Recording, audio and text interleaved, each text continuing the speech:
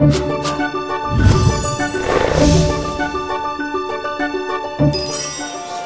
c'est Mathilde Lacombe. Je suis ravie de vous retrouver pour ce 23e épisode de My Sparkling 25. Aujourd'hui, je suis ravie de vous emmener dans le service horticulture du parc et on va apprendre à faire une couronne de Noël. Vous venez? Bonjour Christelle. Bonjour Mathilde. Merci de nous accueillir. Où est-ce qu'on est? Mais c'est rien. Nous sommes dans le bâtiment Winnie the Pooh à Disneyland Paris, dans l'atelier décoration florale. Et donc on va faire des couronnes de Noël. Tout à fait. Super activité à faire avec les enfants. Exactement. Donc nous allons commencer par une base de bois pour faire ta couronne. Tu prends 2-3 branches, tu les mets comme un grand nœud papillon. Après, tu solidifies avec un ruban, un raffia ou un raffia armé que l'on voit ici. C'est du bois qu'on trouve de quoi que je ramasse ici, dans la forêt ou faut que... Là, ici, c'est du bois de bouleau que tu peux trouver dans les jardins, dans les forêts. Il n'y a pas de souci. Ici, c'est du bouleau, mais on peut prendre n'importe quel bois.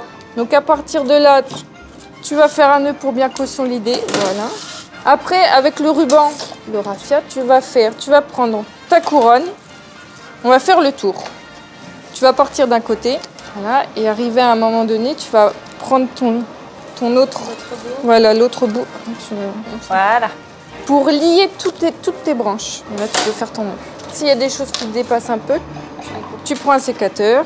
Faire attention à ne pas se couper, évidemment. Et tu coupes. On a la base de notre couronne. Après, on va prendre des morceaux de tuya. Donc déjà, ils ont une forme aussi naturelle. Ouais, donc, qui prend la forme qui reprend la forme de ta couronne. Donc, il suffit juste d'insérer sur tes cercles de ruban que tu as mis. Et au fur et à mesure, tu vas les superposer. Donc, tu vas partir d'un côté et tu vas partir sur ta droite. Donc, toi, tu vas partir sur ta gauche. Voilà, non, de ce sens-là. Ah, d'accord. Voilà, comme ça. Au fur et à mesure. Comme ça, tu vas cacher les attaches. Ouais, déjà, on a une... Voilà, déjà, ça ressemble un peu plus... C'est pas mal. Et malgré tout, ça l'habille quand même. Et maintenant, on voit plus trop les imperfections de ta couronne. Elle n'avait pas beaucoup d'imperfections quand même. Non, je ne pense pas.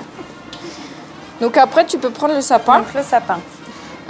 Donc là, tu peux en mettre pas forcément partout, parce qu'il ne faut pas non plus occulter ton tuya, le verre de ton tuya. Tu en mets de temps en temps, devant, derrière, pour faire vraiment un peu de relief. Un peu de relief et le visuel que tu auras à la fin. Le but du jeu, c'est de décorer ta couronne. Donc vraiment voir le point de ton attache de couronne, la mettre en face de toi. On va faire un ruban pour faire le nœud. Un gros nœud, si tu veux. D'accord. Donc, tu peux prendre 2 rubans différents.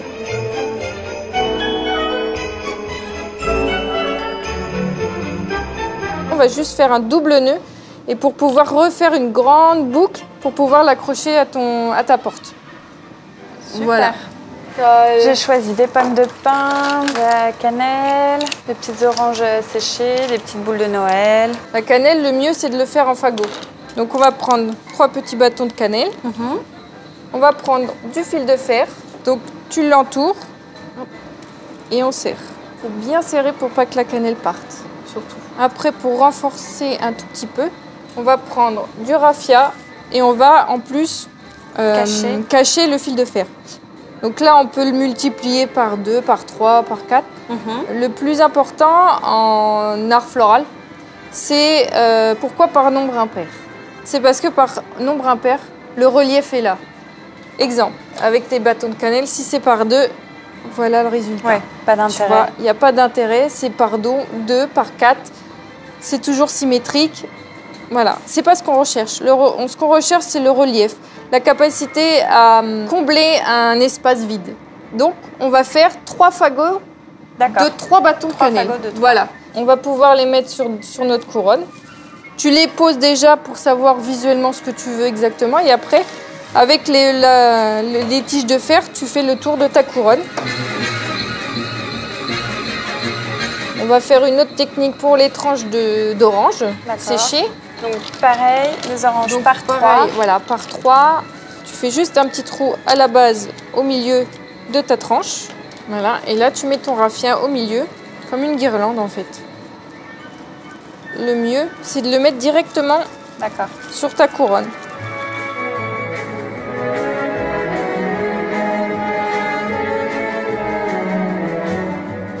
J'ai vu que tu avais choisi des pommes de pin, donc Oui. on va les tiger, ça s'appelle. Donc pareil, on va prendre du fil de fer. Tu as la dernière couronne qui est un peu écartée par rapport aux autres. Et bah tu vas mettre ton fil de fer à l'intérieur. Tu les relis, tu fais un nœud. Tu serres. Et là, tu n'as plus qu'à mettre sur ta couronne. Ah oui, ok.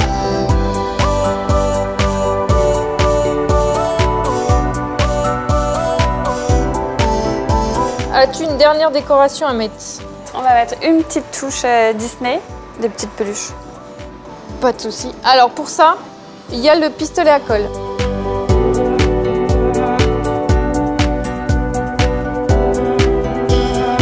Et la petite touche finale, la paillette. La paillette. La paillette. Et de la neige. Ah, de la neige. Voilà. On va mettre Avec neige. de la colle en spray, D'accord. donc à peu près 10 cm. Tu vas en mettre là où tu veux. Et tout de Et suite je après, pulvérise. tu Ah oui, pulvérises et après, Je tu fais saupoudre. comme tu saupoudres. Et voilà, ta couronne de Noël est terminée, Mathilde. Merci beaucoup, Christelle. C'est Eh ben, superbe. Voilà le résultat. J'espère que cet épisode de My Sparkling 25 vous a plu. De mon côté, j'ai hâte que ce soit Noël.